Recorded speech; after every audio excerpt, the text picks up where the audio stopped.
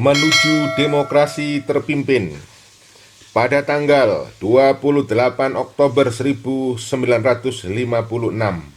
dalam pidatonya, Soekarno meminta agar partai-partai politik dibubarkan. 2 hari kemudian, Soekarno sebagai presiden mengeluarkan gagasannya tentang pikiran suatu konsepsi tentang sistem baru, yaitu demokrasi terpimpin. Pada tanggal 21 Februari 1957,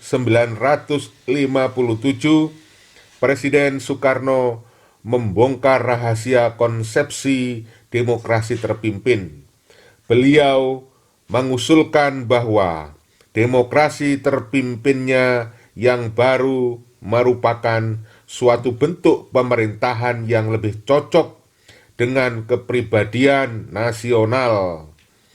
Pemerintahan itu didasarkan pada kabinet gotong royong yang terdiri dari partai-partai besar seperti Partai Nasional Indonesia, Masyumi, Nahdlatul Ulama, dan PKI.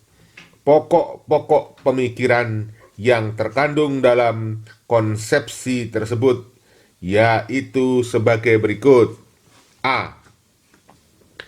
Dalam pembaruan struktur politik harus diberlakukan sistem demokrasi terpimpin yang didukung oleh kekuatan-kekuatan yang mencerminkan aspirasi masyarakat secara seimbang. B. Pembentukan kabinet gotong royong berdasarkan imbangan kekuatan masyarakat yang terdiri atas wakil-wakil partai-partai politik dan kekuatan golongan politik baru yang diberi nama oleh Presiden Soekarno adalah golongan fungsional atau golongan karya. Kabinet gotong royong akan diawasi dan wajib meminta nasihat kepada Dewan Nasional yang anggotanya terdiri dari golongan fungsionalis, antara lain adalah golongan pemuda, kaum buruh, kaum tani, kelompok agama, kelompok daerah, dan lain sebagainya. Orang yang masuk ke dalam golongan fungsionalis harus berada di luar partai politik. Dewan Nasional dibentuk oleh Presiden Soekarno pada tanggal 6 Mei 1957. Insinyur Soekarno menjadi ketuanya, sedangkan urusan-urusan dewan secara langsung berada di tangan wakil ketuanya, yaitu Ruslan Abdul Ghani. Pada tanggal 23 April 1959, Presiden Soekarno menyampaikan amanat di depan sidang konstituante yang berisi anjuran untuk kembali ke Undang-Undang Dasar 1945. Amanat presiden itu diperdebatkan dalam konstituante dan akhirnya diputuskan untuk melakukan pemungutan suara sesuai dengan pasal 137 dalam Undang-Undang Dasar Sementara 1950. Pemungutan suara pun dilaksanakan sampai 3 kali, namun gagal. Hal itulah situasi yang melatar belakangi dikeluarkannya Dekrit Presiden 5 Juli 59. Pada tanggal 5 Juli 59, akhirnya Presiden Soekarno mengeluarkan dekrit yang diumumkan secara resmi di Istana Merdeka pada tanggal 5 Juli 1959 pada pukul 17.00 waktu Indonesia Barat. Adapun isi dekrit Presiden 5 Juli 1959 tersebut adalah pembubaran konstituante, kemudian pemberlakuan kembali Undang-Undang Dasar 1945 dan tidak berlakunya Undang-Undang Dasar sementara 1950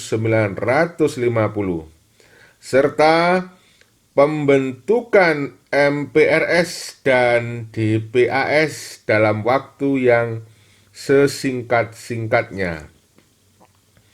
Kemudian pada tanggal 9 Juli 1959, Kabinet Juanda secara resmi dibubarkan dan digantikan oleh Kabinet Karya.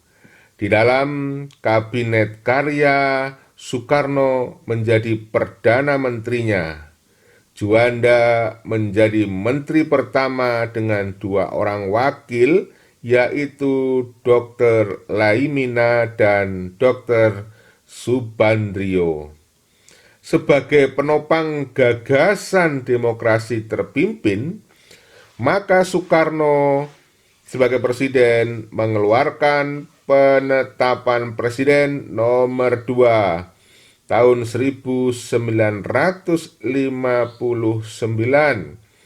tentang pembentukan Majelis Permusyawaratan Rakyat Sementara atau MPRS yang anggota-anggotanya ditunjuk dan diangkat oleh Presiden Republik Indonesia sendiri.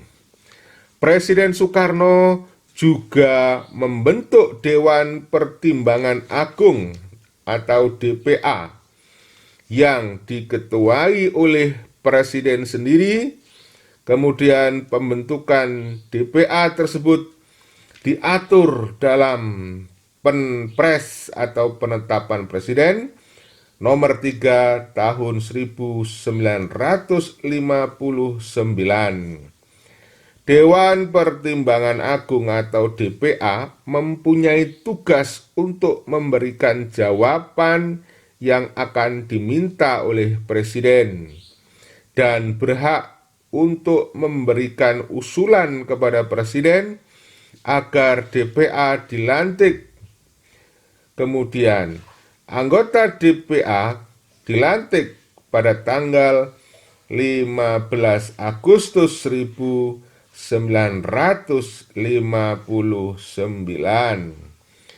Pada tahun 1960, DPR hasil pemilu 1955 menolak anggaran belanja negara. Kemudian hal itu menyebabkan Presiden langsung membubarkan DPR hasil pemilu tahun 1955 dan membentuk DPR yang baru melalui Penetapan Presiden nomor 3 tahun 1960. Presiden menyatakan bahwa DPR hasil pemilu 1955 dibubarkan. Kemudian pada tanggal 24 Juni 1959, Presiden Soekarno berhasil menyusun format anggota DPR baru yang kemudian diberi nama Dewan Perwakilan Rakyat Gotong Royong atau DPR-GR. Kemudian pada tanggal 17 Agustus 1959, saat upacara bendera Hari Kemerdekaan, Presiden Soekarno berpidato dalam judul Penemuan Revolusi Kita. Pidato tersebut merupakan penjelasan dan pertanggungjawaban atas dekret Presiden 5 Juli 1959 serta garis besar kebijaksanaan Presiden dalam mencanangkan sistem demokrasi terpimpin. Pada bulan September 1959, semua anggota DPA secara bulat mengusulkan kepada pemerintah agar pidato Presiden pada tanggal 17 Agustus 1959 tersebut dijadikan sebagai GBHN atau Garis Besar Haluan Negara. Kemudian dinamakan Manifesto Politik Republik Indonesia atau Manipol. Usulan tersebut diterima oleh Presiden Soekarno. MPRS kemudian menetapkan usulan tersebut dalam TAP MPR nomor 1. TAP MPRS nomor 1 garing MPRS garing 1960. Adapun pedoman-pedoman untuk manipol tercantum dalam pidato Presiden pada tanggal 17 Agustus 1960 dengan judul Jalannya Revolusi Kita dan pidato Presiden tanggal 30 September di muka PBB dengan judul The Bill, The Word Anew. Selanjutnya, Presiden Soekarno membentuk lembaga tinggi negara, yaitu Front Nasional. Front Nasional dibentuk melalui penetapan Presiden nomor 13 tahun 1959. Lembaga ini merupakan organisasi massa yang memperjuangkan cita-cita proklamasi dan cita-cita yang terkandung dalam Undang-Undang Dasar 1945. Adanya Front Nasional, maka tingkatan lembaga tertinggi negara antara lain adalah MPRS, DPRGR, Depernas, dan Front Nasional. Demokrasi terpimpin berlaku di Indonesia antara tahun 1959 sampai 1966, yaitu sejak dikeluarkannya Dekret Presiden 5 Juli 1959 hingga jatuhnya kekuasaan Soekarno disebut sebagai demokrasi terpimpin.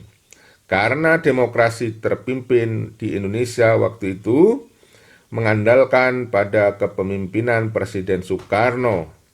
Maksud terpimpin pada saat pemerintahan Soekarno adalah Soekarno merupakan pemimpin yang kepemimpinannya pada satu tangan saja, yaitu Presiden. Berikut tugas demokrasi terpimpin. A. Demokrasi terpimpin harus mengembalikan keadaan politik negara yang tidak stabil sehingga warisan masa demokrasi parlementer atau liberal menjadi lebih mantap dan lebih stabil. Yang B, demokrasi terpimpin merupakan reaksi terhadap demokrasi parlementer di masa liberal. Hal ini karena pada masa demokrasi parlementer, kekuasaan presiden hanya terbatas sebagai kepala negara, sedangkan kekuasaan pemerintahan dilaksanakan oleh Perdana Menteri dari partai-partai. Dampaknya adalah penataan kehidupan politik menyimpang dari tujuan awal, yaitu demokratisasi, untuk menciptakan stabilitas politik yang demokratis, menjadi sentralisasi, pemusatan kekuasaan di tangan presiden sendiri pada masa demokrasi terpimpin. Berikut pelaksanaan masa demokrasi terpimpin. Yang A. Kebebasan partai dibatasi. B. Presiden cenderung berkuasa mutlak sebagai kepala negara sekaligus sebagai kepala pemerintahan. C. Pemerintah berusaha menata kehidupan politik sesuai dengan Undang-Undang Dasar 1945. Yang D. Dibentuk lembaga-lembaga negara, antara lain MPRS, DPAS, DPRGR, dan Front Nasional.